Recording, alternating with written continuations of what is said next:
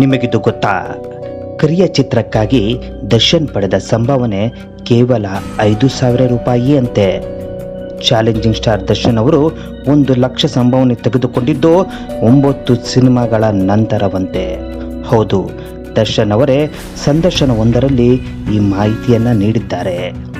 ಕನ್ನಡ ಚಿತ್ರರಂಗದ box office ಸುಲ್ತಾನ ದರ್ಶನ್ ಅವರ ಇಂದಿನ ಸ್ಟಾರ್ಡಮ್, ಕೋಟಿ ಸಂಭಾವನೆ ಎಲ್ಲರಿಗೂ ಗೊತ್ತೇ ಇದೆ. ಲೈಟ್ ಬಾಯ್ ಆಗಿ ಚಿತ್ರರಂಗಕ್ಕೆ ಕಾಲಿಟ್ಟು ಇಂದು ಸ್ಯಾಂಡಲ್ವುಡ್ನ ಅತಿ ದೊಡ್ಡ ಮಾಸ್ ಹೀರೋ ಆಗಿ ಮೆರೆಯುತ್ತಿರುವ ಅವರ ಸಿನಿ ಪಯಣ ನಿಜಕ್ಕೂ ರೋಚಕ. ಆದರೆ ಅವರು ನಡೆದು ಬಂದ ಹಾದಿ ಅಷ್ಟು ಸುಲಭವಾಗಿರಲಿಲ್ಲ. ತಮ್ಮ ಆರಂಭಿಕ ದಿನಗಳಲ್ಲಿ ಅವರು ಪಟ್ಟ ಕಷ್ಟ ಹಾಗೂ ಪಡೆದ ಸಂಭಾವನೆ ಬಗ್ಗೆ ಸ್ವತಃ ಅವರೇ ಒಂದು ಸಂದರ್ಶನವೊಂದರಲ್ಲಿ ಹೇಳಿದ್ದಾರೆ.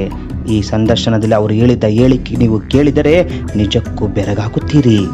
ಸಾಮಾನ್ಯವಾಗಿ ಮೊದಲ ಚಿತ್ರ ಹಿಟ್ ಆದ ತಕ್ಷಣ ನಟರ ಡಿಮ್ಯಾಂಡ್ ಗಗನಕ್ಕೇರುತ್ತೆ. ಆದರೆ ದರ್ಶನ್ ವಿಷಯದಲ್ಲಿ ಹಾಗಾಗಲಿಲ್ಲ. ಮೆಜೆಸ್ಟಿಕ್ ಚಿತ್ರದ ಮೂಲಕ ನಾಯಕರಾಗಿ ಅಬ್ಬರಿಸಿದ ದರ್ಶನ್ ಅವರಿಗೆ ಆ ಮೊದಲ ಚಿತ್ರದಿಂದ ಸಿಕ್ಕ ಸಂಭಾವನೆ ಕೇವಲ ಶೂನ್ಯ. ಆ ಚಿತ್ರ ಅವರಿಗೆ ಲೈಫ್ ಕೊಟ್ಟಿದೆ ವಿನಃ ಹಣ ಕೊಡಲಿಲ್ಲ. ಅದಾದ ಬಳಿಕ ಬಂದ ಹಿಟ್ ಚಿತ್ರ ಕರಿಯಾದಲ್ಲಿ ದರ್ಶನ್ ಪಡೆದ ಸಂಭಾವನೆ ಕೇವಲ 5,000 ರೂಪಾಯಿ. ಧ್ರುವ ಚಿತ್ರಕ್ಕೆ ದರ್ಶನ್ ಪಡೆದಿದ್ದು 10,000 ರೂಪಾಯಿ. ಆದರೆ ನಿನಗೋಸ್ಕರ, ನೀನಂದ್ರೆ ಇಷ್ಟ ಮುಂತಾದ ಚಿತ್ರಗಳಿಗೆಲ್ಲ ಅವರು ಪಡೆದಿದ್ದು ಕೇವಲ 10,000ರಿಂದ 12,000 ರೂಪಾಯಿಗಳ ಆಸುಪಾಸಿನಲ್ಲಿ ಮಾತ್ರ.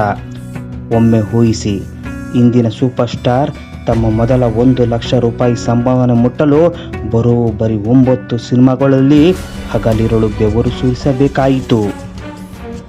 9 ಸಿನಿಮಾಗಳ ನಂತರ ದರ್ಶನ್ ಅವರ ಕೆರಿಯರ್ ಗ್ರಾಫನ್ನು ಸಂಪೂರ್ಣವಾಗಿ ಬದಲಾಯಿಸಿದ್ದು ಮಾತ್ರ ದಾಸ ಸಿನಿಮಾ. ದಾಸ ಚಿತ್ರಕ್ಕೆ ದರ್ಶನ್ ಬರೋಬ್ಬರಿ 1,00,000 ರೂಪಾಯಿ ದಾಟಿದ್ರು.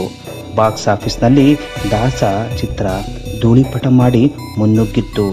ದಾಸ ಸಿನಿಮಾವನ್ನು ಪ್ರೇಕ್ಷಕರು ಯಾವಾಗ ಹೇಗೆ ಇಷ್ಟಪಡುತ್ತಾರೆ ಎಂಬುದು ಯಾರಿಗೂ ಗೊತ್ತಿಲ್ಲ.